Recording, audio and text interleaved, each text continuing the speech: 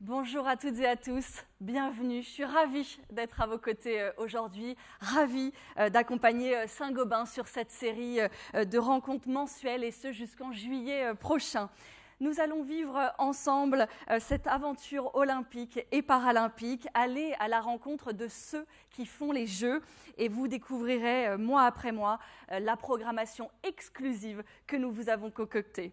Avant de commencer, je voudrais aussi saluer ceux qui sont avec nous, non pas dans la salle, mais derrière leur écran. Bonjour à vous. Et puis un mot aussi pour vous dire que ce talk sera sous-titré en anglais et disponible en replay pour Saint-Gobain Worldwide. Alors bienvenue à tous, où que vous soyez dans le monde. Une séance de questions-réponses est prévue en fin de conférence. Donc à tous ceux qui nous suivent, que ce soit dans la salle, derrière leur écran, n'hésitez pas à poser toutes les questions qui sont les vôtres. C'est avec l'application Wisembly. Vous avez un QR code qui s'affiche sur l'écran. C'est très simple, il suffit de le scanner. Vous êtes dans la salle, vous prenez votre portable, ça fonctionne très facilement. Et derrière l'ordinateur, encore plus facilement. Et tout au long de la conférence, préparez-nous vos questions pour cette séquence de questions-réponses. Allez, on entre dans le vif du sujet. Elle est une athlète de haut niveau, membre de l'équipe de France de para-aviron, médaillée de bronze aux Jeux paralympiques de Tokyo en 2021, médaille de bronze aux Mondiaux 2022 en Tchéquie et multi-médaillée aux Championnats d'Europe. Je vous prie d'accueillir comme il se doit Margot Boulet, s'il vous plaît.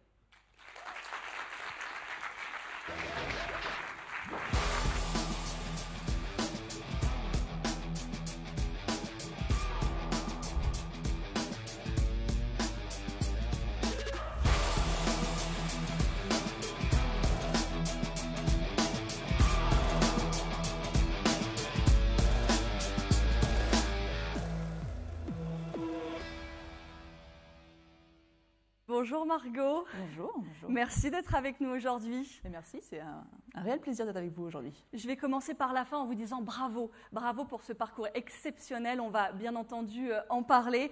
Chaque individu a le potentiel de réaliser des choses extraordinaires comme vous et c'est justement le thème de cette édition d'ouverture. Avant 2019, vous n'aviez jamais touché une rame de votre vie. Vous étiez au GIGN, le groupe d'intervention de la gendarmerie nationale. Et à peine 4 ans plus tard, vous êtes multimédaillé de l'équipe de France en para-aviron. Qu'est-ce qui a fait ce changement, cette bascule? Racontez-nous. Alors c'est vrai que c'est un sport que j'ai découvert un petit peu malgré moi-même après un accident. Quand je suis rentrée au GIGN, donc, au cours de ma formation, j'ai eu un accident de parachutisme. Donc ma voile s'est ouverte, ne vous inquiétez pas. Mais voilà, je suis arrivée au sol avec beaucoup trop de vitesse et donc je me suis fracturé la première lombaire, donc fracture de la colonne vertébrale, ainsi que la cheville gauche. Et même si j'ai très très bien été soignée, je n'ai pas pu rester en gendarmerie. J'ai été réformée pour raison médicale et j'en ai profité pour reprendre le sport en club, licencié. Initialement la natation, puisque c'est mon sport d'origine, ce n'est pas du tout l'aviron. Et vous étiez assez haut niveau, je crois, en natation. Effectivement, j'ai eu le statut de sportif de haut niveau en natation, donc cette fois-ci en valide, puisque c'était avant mon accident. Un très bon niveau national et un petit niveau européen junior, mais je n'ai pas réussi à percer au plus haut niveau. Et donc, après mon accident, ça a été mon retour au sport via la natation. C'est aussi une des rares choses que je pouvais faire, que je pouvais pratiquer, parce que j'avais beaucoup de difficultés à me déplacer, à marcher, des choses comme ça. Et l'aviron, finalement, est venu un petit peu par hasard. Pas vraiment. Pas vraiment. Vos parents, ils étaient tous les deux dirigeants d'un club d'aviron, c'est ça? Exactement. Mon père est président du club d'aviron, où je suis toujours licenciée aujourd'hui, à Nogent-sur-Seine, dans l'Aube. Et ma mère est secrétaire. Donc le hasard, oui et non. Un hasard un petit peu orienté. Mais en tout cas, le fait que je me lance dans cette pratique avec l'objectif de faire les Jeux paralympiques de Tokyo, ça, c'est venu vraiment par le hasard, la bonne rencontre au bon moment avec un cadre de la Fédération française d'aviron. Et ce qui est étonnant, c'est que ça marche, que vous deveniez sportif de haut niveau en si peu de temps. Qu'est-ce qui fait ça dans votre caractère? C'est finalement cette volonté d'aller toujours chercher plus loin, le maximum de vos performances? C'est ce que vous avez toujours fait, y compris en natation? C'est vrai que je suis quelqu'un qui, quand je décide de m'engager dans quelque chose, je vais chercher la meilleure version de moi-même, quel que soit le domaine, que ce soit sportif, scolaire, artistique. Vraiment, j'aime savoir ce que je vaux, aussi professionnellement avec le GIGN. C'est une des raisons pour lesquelles je voulais tenter aussi cette unité. Le haut niveau en aviron, j'ai réussi à l'atteindre très rapidement, c'est vrai, parce qu'en fait, il y a beaucoup de similitudes avec la natation. C'est un sport nautique de glisse aquatique.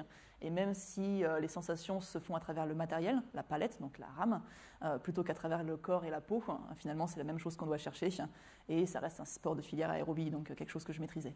Et vous faites partie toujours de l'armée des champions qui dépend du GIGN. Racontez-nous un petit peu comment ça fonctionne. Je crois que ça a quelques particularités. Effectivement, aujourd'hui, j'ai la chance d'être membre de l'armée de champions. L'armée de champions, qu'est-ce que c'est? C'est un regroupement de sportifs, toutes disciplines confondues, mais olympiques et paralympiques, d'hiver et d'été, qui sont administrés par le ministère des Armées et qui ont donc un rôle représentatif des armées. Donc pour moi, c'est la gendarmerie, donc toujours le lien aussi avec ce que j'étais avant mon accident, du sport à travers du coup, les compétitions internationales, mais aussi pour représenter le sport des armées, puisque c'est quelque chose qui est très très important au sein des différentes armées françaises. Quel rôle est-ce que vous jouez précisément sur le bateau? Alors moi, je fais du 4 barré mixte. 4 barrés, ça veut dire qu'il y a 4 rameurs, 2 hommes, 2 femmes, et donc une barreuse. Actuellement, ça peut être un ou une barreuse, mais c'est une féminine aujourd'hui qui nous barre. Parmi ces 4 rameurs, il y a vraiment un rôle bien précis pour chacun. Moi, je suis ce qu'on appelle la nage. La nage, donc, c'est la personne qui est à l'arrière du bateau, que paradoxalement tout le monde voit, puisque donc, en aviron, on se déplace dans notre dos, pour faire simple. Donc en fait, j'ai le plus gros impact sur le rythme auquel on va ramer, la cadence, la fréquence, selon les termes qu'on souhaite utiliser. Donc ça, c'est vraiment mon job, un petit peu comme si j'étais un chef d'orchestre. Derrière le 2 et le 3, généralement on les appelle les moteurs. C'est pour ça qu'on a mis les hommes chez nous. Vraiment, eux, ils suivent la nage, donc ils me suivent et ils fournissent le plus de watts, tout simplement. Et le 4 a vraiment le plus gros impact, ou en tout cas est capable d'anticiper d'éventuelles fautes d'équilibre et donc de les compenser, puisque l'aviron, c'est quand même avant tout un sport d'équilibre avant d'être un sport de force. Alors, je les ai cités en introduction à vos principales médailles, mais ce qu'il faut dire, c'est que votre équipe, elle est maintenant qualifiée pour les Jeux paralympiques en 2024. Qu'est-ce que ça vous fait? Un grand soulagement, vraiment, excusez-moi. Parce que vraiment, les Jeux en France, c'est à la fois exceptionnel, mais c'est aussi une pression supplémentaire pour les sportifs, les athlètes français. Donc, c'est un soulagement et une grande, grande fierté de s'être qualifié, puisque maintenant, on sait, cette saison, on prépare les Jeux. On n'a besoin d'avoir qu'un seul pic de forme, vrai pic de forme pour les Jeux, pour la finale, qui aura lieu à Vers-sur-Marne le 1er septembre, et point. Donc toute la saison est on met tout en œuvre pour cet objectif-là, alors que les équipages qui ne sont pas encore qualifiés, pour eux, ils doivent passer par la dernière régate de qualification qui se joue en Coupe du Monde. On la surnomme la régate de la mort, cette régate-là. Ouais. Oui, parce que c'est dur comme nom. C'est le coup près. Si on gagne, on passe. Si on fait deuxième, on reste à la maison. Donc c'est très très dur. C'est pour ça que tout le monde se bat pour obtenir les places de qualification, les premiers quotas lors des championnats du monde, et c'est ce qu'on a réussi à faire. Donc on a été très fiers et très soulagés. Et là, la préparation jusqu'au JO, c'est quoi? Vous vous préparez comment tous les jours, toutes les semaines? Racontez-nous un peu votre quotidien. Le quotidien d'une rameuse en équipe, c'est vraiment tous les jours de l'entraînement. Tous les jours, même s'il y a des journées bien sûr où l'intensité est moindre, puisque le repos fait également partie de l'entraînement. C'est quelque chose qu'il ne faut pas négliger, pas du tout, sinon on va pas très loin, ou en tout cas pas très longtemps.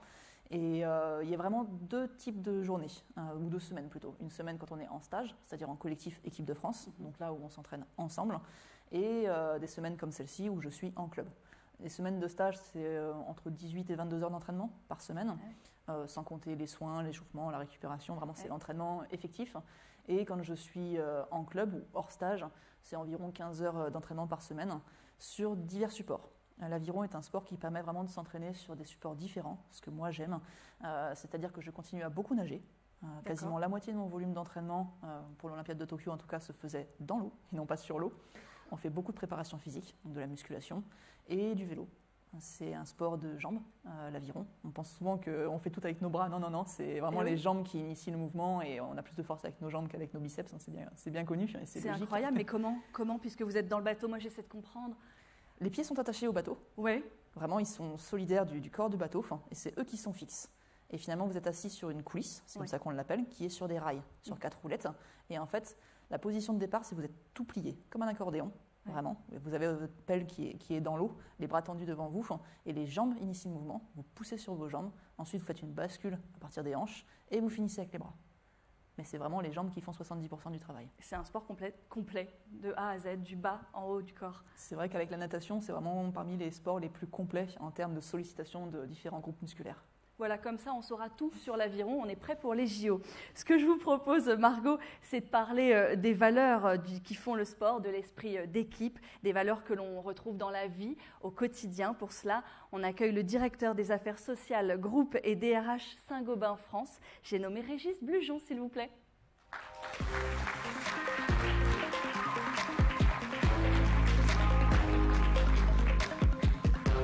Bonjour Régis. Bonjour Sandy, bonjour Margot. Merci d'être avec nous aujourd'hui. Avec plaisir. Le parcours de Margot, là, tout ce qu'on vient d'entendre, comment est-ce que ça résonne en vous ? Ça résonne de plein de façons. D'abord de l'admiration, parce que lorsqu'on est face à une athlète qui est une athlète de haut niveau, on est toujours impressionné. Et puis en même temps, il y a une espèce de rêve, quoi, qui est le rêve du petit garçon qui a voulu être un jour un grand sportif. Et voilà, là j'en fréquente une de près, donc vraiment je suis très fier. Vous vouliez faire quoi, Régis, comme sport ? Écoutez, moi, mon sport, c'était le judo. Ah ! Donc voilà, j'ai été judoka. Je suis arrivé à un certain niveau, parce que j'avais une ceinture de couleur foncée, mais qui n'était pas la noire. Je suis allé jusqu'à la ceinture marron, mais voilà. C'était déjà pas mal. Mais c'était bien. Ouais. Donc là, voilà. Vous êtes impressionné. Et effectivement, ce qu'elle vient de dire, eh bien, c'est un propos inspirant. Oui, c'est un propos inspirant parce que le sport, c'est comme les actions, j'allais dire, en entreprise. Il y a beaucoup de similitudes. Il y a évidemment le jour J, le jour de la performance, le jour où on voit l'athlète au meilleur de tout ce qu'il peut donner. Et puis, il y a en amont l'entraînement, il y a la préparation. Et en entreprise, c'est la même chose. C'est-à-dire qu'on se doit d'anticiper, on se doit de se préparer de telle manière que, par exemple, le jour où on est face à un client, eh bien, on sait ne pas se faire surprendre. On sait bien passer la bonne hausse de prix, on sait répondre aux questions de délai, on peut répondre aux questions de rupture de stock. Bref, une préparation qui permet d'être au meilleur de sa performance et de donner son excellence. En aviron et dans le sport en général, y compris dans la vie, la victoire, elle est souvent collective. Et je crois que c'est quelque chose qui est très, très fondamental pour vous, Régis. Oui, bien sûr. Il y a l'individu en tant que tel, il y a la personne qui donne sa performance. Il y a évidemment aussi l'équipe. Moi, je crois que l'équipe, c'est essentiel. Hein, et dans le travail, on voit bien que le collectif, bien, ça vous apporte une puissance en plus, une dimension, une intelligence en plus. Hein. Il y a de l'intelligence collective, c'est incontestable. Et puis, il y a aussi le leader. Le leader qui, le bon jour, vous donne le tempo, vous donne le bon rythme, vous donne la bonne énergie, vous donne l'envie d'aller plus loin. Et ça, c'est important pour réussir. Oui, c'est même essentiel. C'est-à-dire que la réussite, c'est aller chercher cet extra miles. Et cet extra miles, elle vient du fond de vous et elle vient du rythme que le leader vous donne. En parlant de leader, Margot, est-ce qu'il y a un leader sur le bateau ? Alors actuellement, non. Non, il n'y a pas de leader, tout le monde décide. Il n'y a pas de leader dans le bateau. Ouais. En fonction de qui compose l'équipage, des personnalités, mais aussi qui compose le staff et donc l'entraîneur, du charisme de chacun, finalement le leadership se met naturellement sur quelqu'un. Et aujourd'hui, donc, c'est l'entraîneur, notre coach, qui a le leadership de l'équipage. Donc en fait, c'est l'entraîneur qui lead un petit peu, qui vous amène. Et s'il est un peu éteint, c'est quelqu'un du bateau qui va prendre la relève. C'est un peu ça l'idée ? Oui, bien sûr, c'est un petit peu ça. Surtout qu'en course, finalement, l'entraîneur reste sur la berge. Donc naturellement, quelqu'un d'autre prend le leadership. Ça peut être la barreuse, ça peut être moi de par la place que j'occupe. Vraiment, on sait ce qu'on a à faire justement par la préparation, comme en parlait Régis. On a tous le même objectif. Et donc, il n'y a pas finalement besoin d'un leadership, en tout cas extrêmement présent pour réussir notre objectif. Oui, et vous vous connaissez suffisamment pour savoir que faire et j'imagine que vous avez des signes que vous vous adressez s'il y en a un qu'il faut, je sais pas, qu'il active, qu'il force sur la rame. Ça se passe comme ça ? Comment vous faites pour communiquer ? Alors, pendant une course, l'intensité est telle qu'il ne peut pas y avoir de communication. La communication, finalement, ne vient que de la barreuse, puisque elle a un micro et tous il y a des haut-parleurs dans le bateau, sous chacune des coulisses, donc sous chaque rameur. Donc, elle nous parle en permanence dans la course, à la fois de la stratégie, aussi également, elle est nos yeux, parce qu'il y a des déficients visuels dans notre bateau. Donc, elle nous donne les positions par rapport à la concurrence. Et également, elle est là pour appuyer sur le petit bouton qui fait qu'on va chercher la performance maximale du jour J. Et ça, il y a beaucoup d'échanges en amont pour savoir justement qui va réagir à quelle phrase vraiment spécifique. Finalement, cette barreuse, elle est un peu leader aussi. Oui. quand même. Le rôle du leader, en tout cas, c'est d'embarquer son équipe. Ça fait évidemment écho à ce que font les leaders chez Saint-Gobain. Qu'est-ce que vous en diriez d'autre, Régis ? Les leaders chez Saint-Gobain, nous on les voit comme étant des personnes qui sont inspirantes, qui ont une dimension charismatique, presque psychologique, j'allais dire. Le leader, finalement, c'est celui qui donne le bon tempo. Et pour nous, le tempo, c'est notre raison d'être. C'est making the world a better home. Hein. On s'est donné une raison d'être, on se l'est créé, on se l'est partagé. Et il y a une espèce de parallèle, j'allais dire, de symétrie de comportement entre une attitude qui est une attitude d'attention. Je rappelais, les personnes, le collectif, et ça c'est extrêmement précieux. Et puis évidemment, le leader, c'est lui qui favorise de telle manière que les conditions de travail sont là. Le petit détail, tac, tout de suite, on vient le régler, un peu comme le coach face à un collectif de travail. Il y a véritablement un vrai parallélisme des attentions. Et alors que ce soit en sport ou en entreprise, est-ce qu'on peut dire que le fait d'engager les équipes permet de surperformer, d'aller au-delà de la réussite ? Est-ce que d'ailleurs c'est un objectif ? Oui, absolument, c'est un objectif. Nous, on voit bien, on a cet objectif, ce que je disais tout à l'heure, de l'extra mile, oui, d'aller plus loin. Et cet objectif, il est absolument essentiel. Et puis, on a aussi des périmètres, d'ailleurs, qu'on a identifiés, sur lesquels on n'est pas tout à fait au niveau de performance que nous attendons. Et là, on est là pour soutenir, pour aller plus loin. Et on se donne des leaders pour véritablement aller chercher cette dimension qui est cette dimension collective. Je pourrais donner 2 exemples de projets collectifs drivés par des leaders chez Saint-Gobain. Un exemple, par exemple, dans les métiers de l'isolation et du gypse, où ils ont lancé un formidable programme, qui est un programme qui est partagé par l'ensemble des collaboratrices et des collaborateurs. Ils se sont donné un nom, déjà, qu'ils ont choisi ensemble. Ce programme s'appelle Imaginons, avec un grand G comme le gypse du plâtre et un grand I comme le I de l'isolation. Et ce programme-là, c'est un programme dans lequel on va chercher des bonnes pratiques, on va chercher des points d'amélioration et on y va pas à pas en partant de toutes les bonnes idées de tous les volontaires à l'intérieur des équipes. Donc on voit bien qu'il y a une dimension très participative, très collaborative et très confiance les uns dans les autres avec un objectif qui est un objectif centré. Je pourrais donner un 2e exemple qui est plus ancien dans le groupe, qui est fait dans la distribution, qui est leur programme Ambition 2025, où ils ont inventé à ce point-là un niveau de vocabulaire, vous voyez, c'est-à-dire qu'ils vont entre eux, les mots qu'ils utilisent sont des mots qu'ils se sont choisis. Par exemple, ils se sont choisis la formule des petits pas. Et, vous voyez, et ça exprime bien cette notion à la fois de continuité dans le progrès, dans l'intensité de l'effort, et puis en même temps, toutes les actions des uns et des autres qui forment la réussite du collectif. Donc tout ça, c'est extrêmement précieux. Et si je devais donner un 3e exemple, on a lancé un programme qui est un programme d'excellence commerciale, où là, ça s'adresse à des leaders pour lesquels nous, on veut qu'ils aient cette dimension très orientation client, et pour aller plus loin, pour aller conquérir des nouveaux clients, pour aller chercher des nouveaux marchés. On a des très très beaux exemples, par exemple à la Pume dans la distribution. Les petits pas, ça vous a fait sourire, Margot? C'est vraiment le vocabulaire, en fait, le fait qu'un terme qui, si on le traduit littéralement, ne va pas forcément dire grand-chose, veut dire vraiment des actions très concrètes. Ça, nous, c'est quelque chose qu'on met en place justement avec notre barreuse. Et par exemple, si je vous dis rouleau compresseur, vous n'aurez pas du tout idée de ce que pour nous ça signifie. Ça signifie quoi? Dites-nous. En course, vraiment, c'est chaque coup de pelle prend de la puissance l'un après l'autre, comme un rouleau compresseur qui avancerait en fait sur la concurrence. Donc c'est très très imagé effectivement, mais ça fait vraiment complètement écho à ce que vient de dire Régis. Sur le vocabulaire. Vraiment.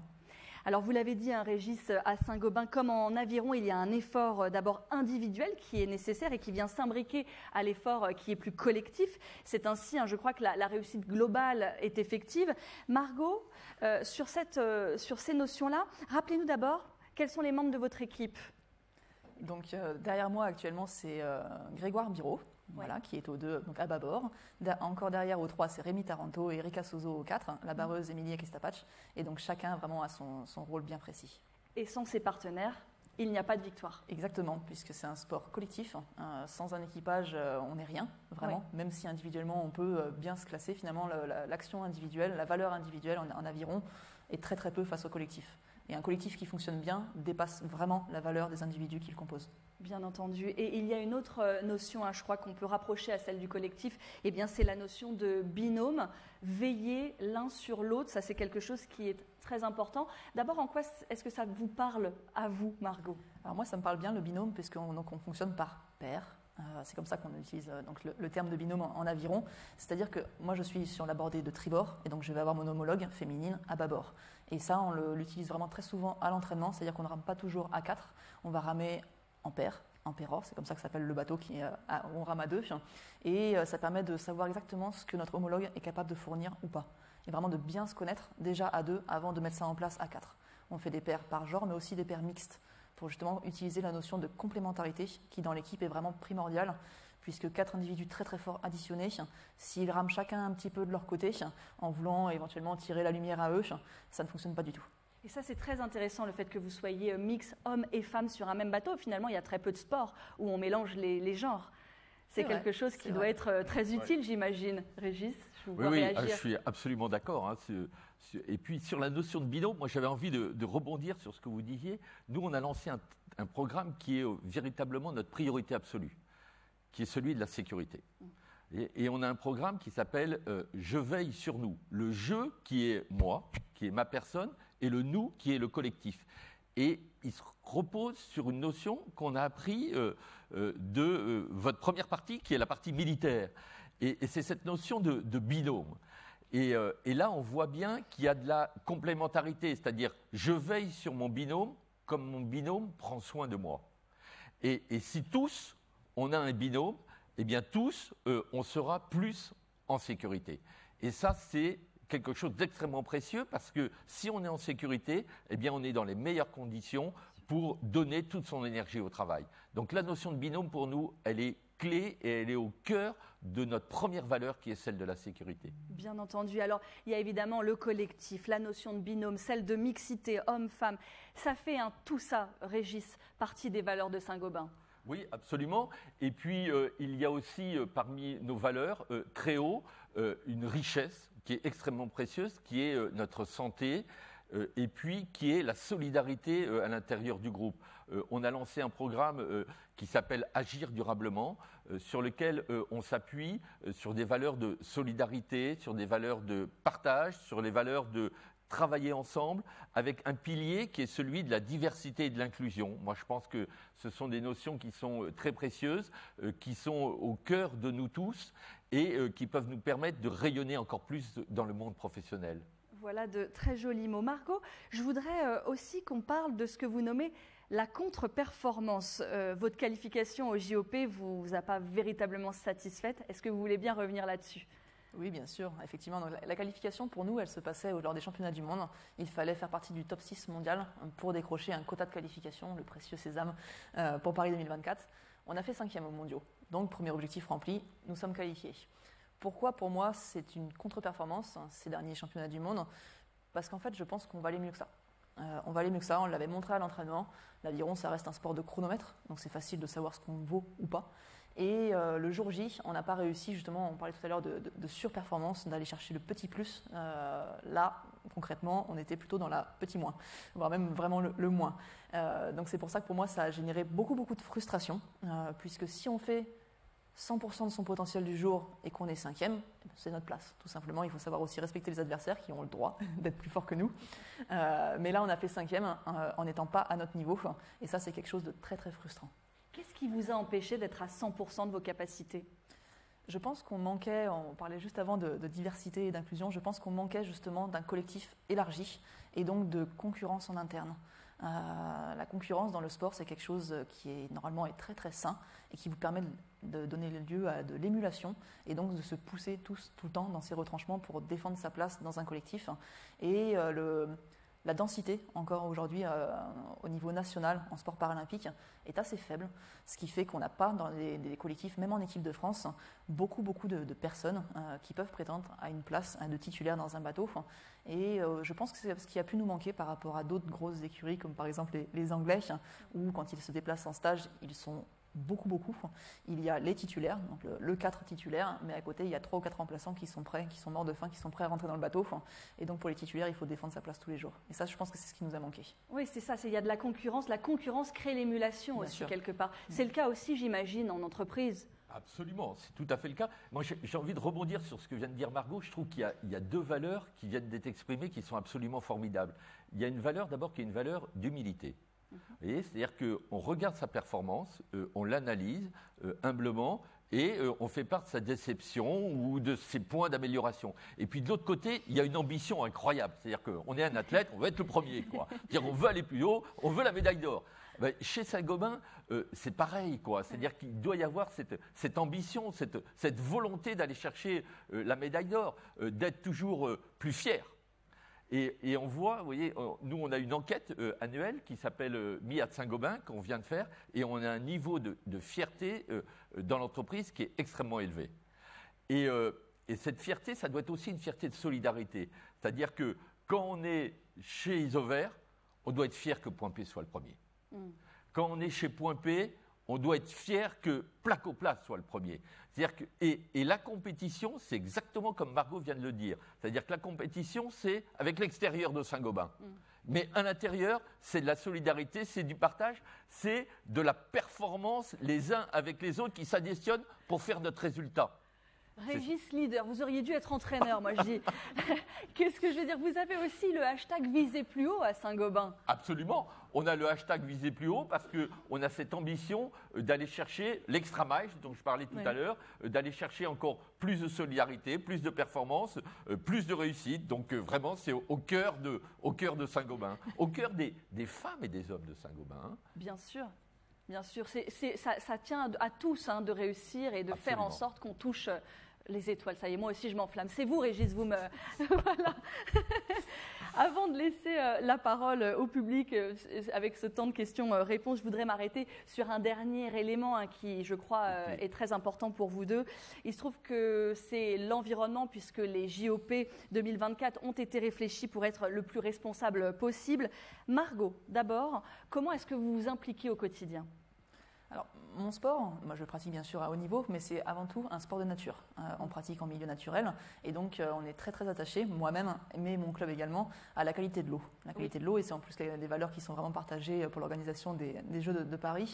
Alors, on ne ramera pas sur la Seine, mais à Vers-sur-Marne. Mais au quotidien, on s'engage vraiment, dans mon club et moi-même, à protéger l'eau qui nous entoure. On s'engage sur des actions concrètes de ramassage, par exemple, de détritus lors des actions berge de Seine. Et donc, avec nos bateaux, nos paddles, on va sur la Seine et on ramasse tout ce qui y traîne. Et il y a beaucoup de choses qui sont laissées malheureusement encore aujourd'hui. Donc voilà, c'est vraiment principalement nous, l'aviron, la qualité de l'eau qui nous est chère. Et je crois qu'à titre personnel, vous avez construit en plus une maison complètement autonome. Alors, je suis en rénovation. Je suis en rénovation effectivement d'une petite fermette isolée, voilà, dans un cadre magnifique que vraiment j'ai à cœur de rendre autonome, bien sûr, ou en tout cas ayant le moins d'impact possible en utilisant quasiment que des matériaux biosourcés. Donc voilà, c'est quelque chose un projet complètement hors du sport, mais qui me fait du bien justement de penser à autre chose que les Jeux de Paris. Régis ? Ah oui, pour nous, c'est extrêmement important, l'environnement. Nous, notre premier sujet, c'est la recyclabilité. Hein. C'est une dimension qui est très importante pour Saint-Gobain. On voit bien que voilà, la laine de verre, c'est recyclable, le verre, c'est recyclable, le plâtre, c'est recyclable. Donc, véritablement, la recyclabilité, ce qui permet d'économiser, d'aller piocher dans les ressources naturelles. Hein. C'est véritablement ça. C'est-à-dire qu'il faut que l'on apprenne que le déchet n'est pas un déchet, c'est une ressource, c'est une matière première. Il faut aller la chercher et il faut la réintroduire dans nos cycles industriels. Et ça, c'est une dimension environnementale qui est extrêmement importante. Et puis ensuite, nous, on a notre raison d'être, Making the World a Better Home. Très clairement, bâtiment, c'est 40% des émissions de CO2 de la planète. C'est-à-dire que venir régler la question de la performance énergétique, c'est apporter une solution à notre sujet collectif qui est le sujet de l'avenir de la planète, qui est le sujet de l'avenir de nos enfants. Et ça, pour nous, c'est au cœur de notre stratégie. Et pour bien faire partager ça, on s'est donné un objectif qui est que 80% des collaboratrices et des collaborateurs du groupe Saint-Gobain soient formés à la fresque du climat. Et ça aussi, c'est très important parce qu'il faut que l'on ait tous conscience, qu'on ait tous un niveau de formation qui nous permette de comprendre le sens au travail. Très concrètement, comment est-ce que vous allez faire pour que 80-90% de vos collaborateurs soient formés ? Comment est-ce que vous les poussez à faire cette démarche ? Bien sûr, on a formé des fresqueuses et des fresqueurs, c'est-à-dire qu'on a formé des formateurs à la fresque du climat et on fait toutes ces séances de formation. Et puis après, on a des petits gestes concrets. Par exemple, on a passé un accord avec une start-up pour que les personnes fassent le choix d'une mobilité verte. Vous voyez, de monter sur des vélos. Alors des vélos, soit des vélos classiques, soit des vélos électriques. Mais déjà, c'est bien, quoi. D'abord, c'est bon pour leur santé, c'est bon pour la planète, c'est bon pour le CO2, donc c'est bon à tous les niveaux. Donc, vous voyez, c'est des actions concrètes comme ça qui viennent des idées des uns et des autres qui nous permettent de progresser et d'aller dans le bon sens. Et ça fonctionne ? Vous trouvez qu'il y a des bons petits pas qui sont faits dans ce sens ? Oui, moi je le trouve. Et je trouve surtout qu'il faut qu'on en parle tous les uns les autres. Il faut que l'on raconte ça sur les réseaux sociaux parce que moi je crois qu'il y a un effet réel. C'est comme dans le sport, vous savez, plus vous en faites et plus vous avez envie d'en faire. Absolument. Eh bien là c'est pareil, quoi. L'environnement, le petit geste du quotidien, vous en faites un et puis vous avez envie d'en faire, puis vous en parlez à votre collègue qui en parle au sien et hop, il y a un effet d'entraînement qui fait qu'à la fin on a un beau résultat collectif. Je vous propose de prendre les questions du public sur ces très très jolis mots. Je vous rappelle qu'on peut faire passer un micro dans la salle et vous pouvez aussi poser vos questions sur l'application Wisembly. C'est en scannant le QR code. Si vous êtes derrière votre écran, peut-être vous avez déjà des questions qui sont en ligne. Moi, j'attends qu'elles s'affichent et je vais y répondre. Si dans la salle, quelqu'un veut poser une question, on la prendra avec plaisir. Monsieur, est-ce qu'on peut lui apporter un micro ? Bonjour monsieur. Bonjour Margot. Je crois qu'on s'est croisés déjà 2-3 reprises. J'ai eu le plaisir d'accueillir tes parents au Cercle d'Aviron Nogentais. C'est moi qui leur a fait découvrir l'aviron. Et par la suite, il se trouve qu'ils ont pris ma suite à la tête du club d'aviron. Donc je connais très bien ton environnement, je connais très bien ce sport, je connais l'engagement. Voilà. Donc il faut vraiment croire que le monde est petit aujourd'hui. Quand j'étais dans le monde de l'aviron, j'avais vu une affiche à destination des comités d'entreprise où on voyait un 8 qui est le bateau phare de l'aviron. Et avec cette simple question, comment faire un quand on est 8 ? Alors en l'occurrence pour toi c'est... comment faire un quand on en est 4 ? Je crois que tu as déjà répondu à cette question-là, mais est-ce que tu as des compléments ou des choses à ajouter là-dessus ? Voilà, je te remercie. Bien sûr, excellente question, effectivement. Alors, on est accompagné par une psychologue du sport qui nous fait travailler énormément sur la communication. Je pense que la complémentarité vient vraiment peut venir de la communication entre nous, avec le staff, vraiment qu'il n'y ait pas de non-dit, puisque... si on ne parle pas, les équipiers, le staff ne peuvent pas deviner ce qui se passe dans notre tête, dans notre corps. Et pour pouvoir faire il faut se connaître soi-même parfaitement et connaître les autres. Mais d'abord, il y a la connaissance de soi et l'acceptation de soi aussi, parce que c'est vrai qu'on n'a pas beaucoup parlé de handicap, mais chaque membre de l'équipage est porteur de handicap, qu'il soit physique et ou visuel. Et vraiment se connaître soi-même et les autres aide à former une équipe, qu'on soit 4 ou qu'on soit 8. Et nous, on cherche vraiment la complémentarité, encore plus qu'un équipage valide, parce qu'on a tous des pathologies différentes. Pour moi, c'est ma cheville et mon dos, Rémi, c'est ses yeux, Greg, son poignet, Erika, son genou. Et il faut qu'on fasse la bonne alchimie pour que ça fonctionne et qu'on ait un équipage vraiment qui ne pense et qui n'agisse que comme une seule personne. Vraiment, donc ça, pour moi, c'est vraiment la communication qui est la clé de la complémentarité. Et la communication, vous l'avez dit tout à l'heure, n'est pas possible pendant l'effort et c'est vraiment le rôle de la barreuse. Donc la communication, c'est la barreuse pour faire finalement, pour répondre à monsieur. Faire en étant 4, 5, 8, c'est la barreuse qui en est la dépositaire de cette réussite. Pendant la course, c'est vraiment elle qui ressent son équipage et qui sait ce dont il a besoin pour vraiment se transcender le jour J. C'est vrai que pendant une course, il est impossible de parler. Vraiment, ou alors sinon c'est qu'on ne force pas assez. Donc vraiment, vous voyez, la barreuse est vraiment, la place du barreur est vraiment très très importante pendant la course pour ça, puisque il n'y a que elle qui peut communiquer. Et ça dure longtemps une course ?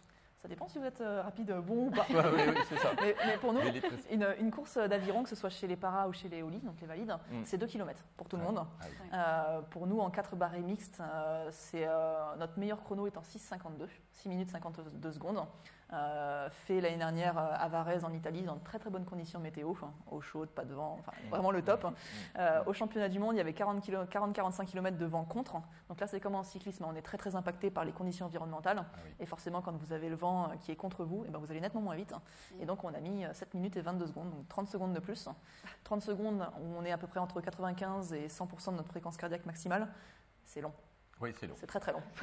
Et à titre d'exemple, des gens comme moi, les gens dans la salle, on mettrait combien de temps? Alors, On mettrait un quart d'heure, 1 heure? Déjà, il faut tenir sur le bateau. c'est ça, vraiment.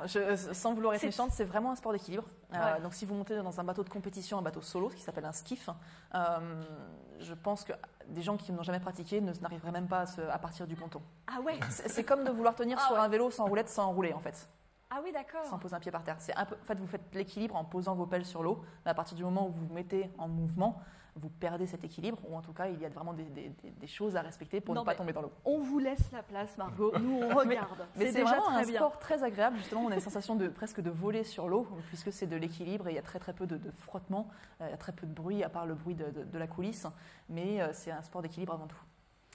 Alors, on a une autre question qui a été posée sur Wisembly, c'est pour vous, Margot, quel est votre meilleur souvenir en aviron? Sans aucun doute, la finale de Tokyo. Ah, Vraiment. La finale de Tokyo, c'est pour moi, pour mon équipage, notre plus belle réussite, puisqu'on était attendus. On était un équipage qualifié de médaillable, potentiel médaillable. Mais encore faut-il être capable de le faire le jour J, justement ce qu'on n'a pas réussi à faire aux derniers mondiaux. Et ce jour-là, vraiment, sensation, en fait, beaucoup de stress, déjà bien sûr, chez tout le monde, chez moi la première, le matin, des difficultés à manger, des difficultés à me concentrer. Et au moment où on monte dans le bateau, on ressent vraiment un objectif commun. Presque comme si une chape de plomb était tombée sur le bateau, un silence quasi total, bon, à part les avions qui passaient au-dessus, pour ça c'était pas très très joli Tokyo. Et en fait, je me souviens de très très peu de choses de ma course. C'est vraiment ce qu'on appelle, enfin moi en tout cas j'ai ressenti ce qu'on appelle le flow. Donc les premiers 750 mètres de course, je n'en ai aucun souvenir. J'ai juste cette sensation que tout se passait du mieux possible. Pour une fois, on avait réussi à partir vite, réussi à partir bien, et ça tenait. Et vraiment, donc c'est vraiment un très beau souvenir parce qu'il y a une sensation de lâcher prise totale en fait sur les événements et sur mon rôle à moi et le rôle de l'équipage de chacun d'entre nous. Et en fait, on l'a tous été dans cette osmose en fait, sans s'en rendre compte. et vous avez abordé aussi cette notion de stress qui peut éventuellement servir, je crois, aux gens dans l'entreprise. Comment est-ce que vous le gérez, le stress? En l'acceptant. Je pense que gérer le stress, ça vient déjà d'accepter ce qu'est le stress. Pour moi, je suis stressée quand ça veut simplement dire que j'ai envie de bien faire. Si je me moque complètement du résultat, je ne vais pas ressentir de stress, mais ce n'est pas spécialement un bon signe. Donc, c'est bon signe d'être stressé. Ça veut dire que vraiment, j'ai envie de m'impliquer, j'ai envie de montrer ce dont je suis capable de faire. Et donc, c'est quelque chose de positif d'être stressé. Et à partir de là, après, on a mis en place, avec notamment la prépa mentale, des exercices de respiration que je peux mettre en place même 30 secondes avant le départ d'une course dans le bateau, qui me permettent justement de me poser, de me recentrer sur l'instant T, parce qu'on est stressé généralement du résultat, de ce que vont penser les autres, l'attente, la famille, le staff, la fédération, la nation, enfin voilà, on peut décliner ça à tous les échelons, à tous les niveaux, mais finalement le résultat, pour qu'il soit bon, il faut déjà se concentrer sur là, maintenant, ce que j'ai à faire, et ce que j'ai à faire, c'est prendre le départ de la course. Donc rester dans l'instant présent. Est-ce qu'il y a une autre question dans la salle? Oui, monsieur, et 2 questions.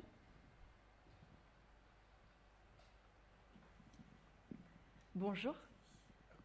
Bonjour, je voulais poser la question, on a déjà vu dans d'autres sports des duos ou trios, peu importe, qui sont portés par leur amitié. Et je voulais savoir si vous, entre vous 4, en dehors du sport, vous étiez proches et est-ce que ça vous aide aussi dans vos performances aussi? C'est une excellente question. Surtout que j'ai vécu l'équipage depuis Tokyo a pas mal changé. Donc pour Tokyo, très clairement, très concrètement, on avait une confiance infinie les uns envers les autres. Par contre, on n'était pas amis. C'est-à-dire qu'on n'aurait pas passé nos week-ends ou nos vacances ensemble. Mais quand on prenait par contre le départ d'une course, il n'y avait aucun doute sur le fait que chacun savait ce qu'il allait à faire et qu'il le ferait à 200%. Donc vraiment une confiance les uns envers les autres, mais pas forcément une amitié. Et aujourd'hui, l'équipage s'est pas mal transformé et il y a une notion d'amitié qui est vraiment en train de se mettre en place et ça apporte un sacré plus. Ça apporte un sacré plus quand c'est difficile, justement quand on a une course qu'on peut vivre comme un échec, de pouvoir peut-être plus facilement, de par l'amitié, parler les uns envers les autres de ce qui fait mal. Et ça rend les choses plus simples aussi quand on a des stages au mois de décembre et que c'est un sport d'extérieur et qu'il pleut et qu'il y a beaucoup de courant et qu'on n'a pas tellement envie d'y aller. Et ben, quand on y va entre amis, c'est toujours plus sympa. Monsieur avait une autre question. Bonjour Margot, la question, vous évoquiez votre parcours en catégorie junior en natation. Et est-ce qu'aujourd'hui c'est un objectif de concourir en para, par exemple en 2028 aux Jeux Olympiques? Alors, très très bonne question aussi. Ça a été un objectif. J'ai plus de difficultés aujourd'hui à me faire plaisir à nager qu'à ramer, puisqu'en fait j'ai beaucoup de mal à ne pas être dans la comparaison de ce que j'étais capable de faire avant mon accident et ce que je suis capable de faire aujourd'hui avec un pied en gros qui reste comme ça, donc, parce que je ne peux pas le tendre, et que mon cerveau, à partir du moment où j'entends le bip de départ, pense que ça tout ira comme avant. J'ai souhaité quand même tenter l'aventure pour Paris 2024 en paranatation et en paranaviron, donc un double projet. Malheureusement, je ne veux vraiment pas faire de polémique, mais pour commencer un parasport, il y a ce qu'on appelle la classification médicale. C'est pour déterminer quelle est votre catégorie de handicap ou si votre handicap n'est pas assez important pour faire partie du parasport. Pour moi, en natation, cette classification elle se divise en deux parties. Une partie purement médicale, vous êtes évalué sur table par un médecin sur vos amplitudes, votre force, vos pathologies, tout simplement. Et donc là, j'étais éligible, donc suffisamment handicapé pour pouvoir faire de la paranatation. Et la deuxième partie c'est ce qui s'appelle la classification technique. Donc en gros, on vous évalue dans l'eau à nager. Et là, c'est pour ça que pour moi, ça a été très, très dur parce que incompréhensible. Les classificateurs ont estimé que je compensais tellement bien mon handicap que finalement, c'était pas si flagrant que ça et que donc je n'étais pas éligible à la paranatation. Pour moi, c'est un peu le but du parasport, justement, de trouver d'autres moyens de performer, de dépasser finalement la pathologie et le handicap pour briller d'une autre manière. Visiblement, on n'était pas sur la même longueur d'onde, donc voilà, je ne ferai pas de paranatation ni à Paris 2024 et peut-être pas non plus pour Los Angeles en 2028. Je ne ferme pas complètement la porte, mais aujourd'hui, c'est quelque chose que j'ai très très mal vécu. Si j'avais pas été éligible médicalement, ok, il y a une limite, je le suis pas, c'est comme ça, il y a une règle et elle s'applique à tout le monde. Mais le fait que je le sois médicalement et finalement pas dans l'eau parce que presque je nageais trop bien, c'est un peu dégueulasse. Voilà, ça c'est dit. Ouais, ça mérite de la sincérité. Oui, voilà. Une autre question sur Wizambly pour vous, Margot. Comment vivez-vous le fait d'être sportif de haut niveau sur un sport qui n'est malheureusement que très peu médiatisé face à du football masculin, par exemple? Comment gérer la frustration? Alors, c'est pas réellement une frustration. Je suis quelqu'un qui est à l'aise quand elle n'est pas trop médiatisée. Donc, non, c'est pas une frustration. Là où il va y avoir frustration, c'est quand on entend finalement trop parler du foot. Et au bout d'un moment, ça en devient lassant d'être toujours sur le même sujet. Mais pour moi, pour mon sport, peut-être qu'il gagnerait à être plus médiatisé. D'un autre côté, il y a aussi des travers, je pense, qui peuvent venir facilement de la médiatisation, avec aussi le changement potentiellement de revenus, et que ça devienne moins humain et plus finalement commercial. On va dire ça un peu dans le mauvais sens du terme.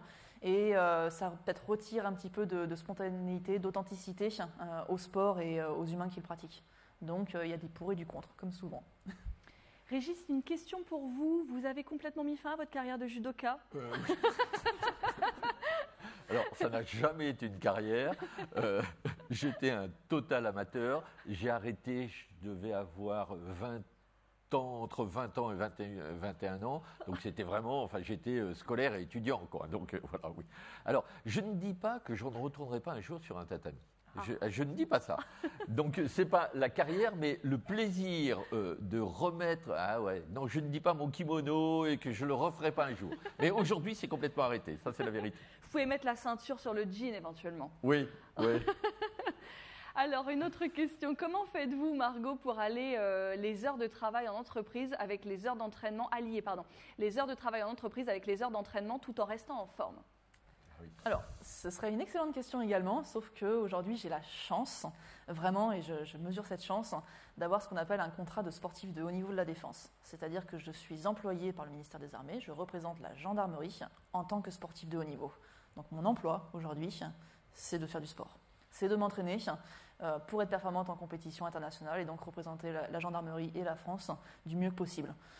C'est vraiment quelque chose qui, je pense, est indispensable aujourd'hui, ce type de contrat, ce type de détachement, pour être performant, donc pour chercher les médailles sur les compétitions internationales.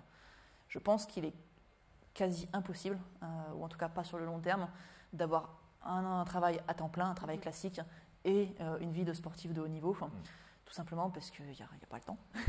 Et je vais oser une autre question, mais est-ce qu'on peut imaginer une fin de carrière à votre niveau? Comment est-ce que ça se passe pour la suite? Alors pour la suite, moi très concrètement, je suis en contrat avec la gendarmerie jusqu'en décembre 2025. Donc ça me laisse largement le temps de faire Paris et de voir un petit peu déjà, est-ce que je souhaite continuer sur une Olympiade, l'Olympiade suivante? Actuellement, la réponse serait plutôt oui. Donc dans ce cas-là, le contrat peut être renouvelé. Je l'espère avec la gendarmerie, mais sinon il existe d'autres corps d'armée. Mais pour moi, ce serait suite logique par rapport à mon parcours de rester en gendarmerie. Mais il y a aussi la question de mon niveau. Est-ce que mon niveau sera toujours le même? Est-ce qu'il sera suffisant? Et comme je pratique un sport d'équipe, quel sera le projet aussi en termes d'équipe? Oui. Puisque les résultats ne se font pas, c'est pas que moi, j'en suis qu'une partie finalement. Donc voilà, il y a pas mal de questions. Mais en tout cas, je ne conçois pas Paris 2024 comme étant ma dernière compétition. Une autre question dans la salle éventuellement? Sinon, on en a sur l'application Wisembly. Y a-t-il des similitudes entre les valeurs qui font l'Aveyron et le GIGN, si c'est bien dans ce domaine que vous étiez? Bon, des similitudes entre l'Aveyron et le GIGN? Oui, vraiment, c'est le travail en équipe.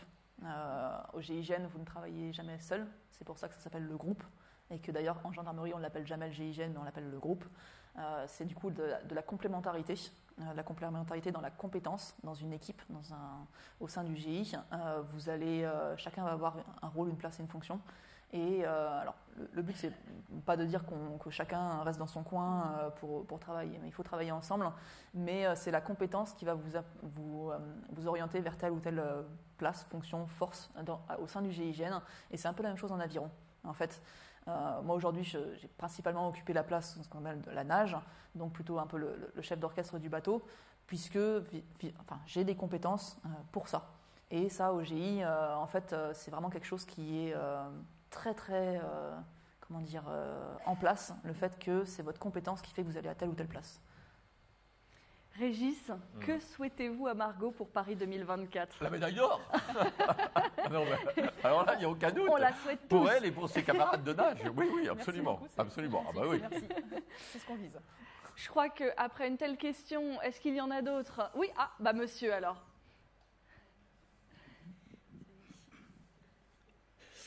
Bonjour, c'est par curiosité. Je voulais savoir si vous aviez tous la même préparation physique dans l'équipe, même si vous aviez des postes différents. Est-ce qu'il y en a un qui va bosser plus, je sais pas moi, telle partie du corps? J'ai compris que les jambes, c'était un peu l'indispensable. Mais est-ce que dans votre préparation physique, vous aviez des entraînements différents entre vous? Alors, on a une trame qui est généralisée au sein de l'équipe pour qu'on soit aussi prêt au même moment en termes de périodicité dans l'année. Mais on a une préparation physique qui est individualisée, puisqu'on a tous des points forts et des points faibles. Et le but, c'est de se tirer tous au plus haut niveau possible. Et pour ça, il faut travailler sur les points faibles de chacun. Et il y a 2 prépas physiques, principalement, qui interviennent sur l'équipage, et en fonction un peu des affinités de chacun. Donc voilà, on s'entraîne en prépa physique en même temps, mais on n'a pas forcément les mêmes exercices. Par contre, on a nos périodes de volume, de charge, de force qui interviennent en même temps dans l'année pour avoir notre pic de forme au même moment. Une autre question éventuellement dans la salle? Vous allez pouvoir après continuer d'échanger avec Margot, vous restez un tout petit peu avec nous avant de partir. Effectivement, on vous souhaite la médaille d'or, on vous souhaite le meilleur. Vous allez l'obtenir, cette médaille d'or? En tout cas, on va tout faire pour. Mais on espère bien. En tout cas, merci à tous pour vos questions nombreuses. Ça a été un plaisir. Régis, Margot, merci à vous. Merci. À très bientôt pour de nouvelles aventures. Merci à tous de votre participation, de votre dynamisme. On se retrouve pour le prochain talk. Ce sera le 18 janvier prochain. Margot, on croise les doigts. On est avec vous à 1000%. C'est gentil, merci beaucoup. Merci à vous. Merci.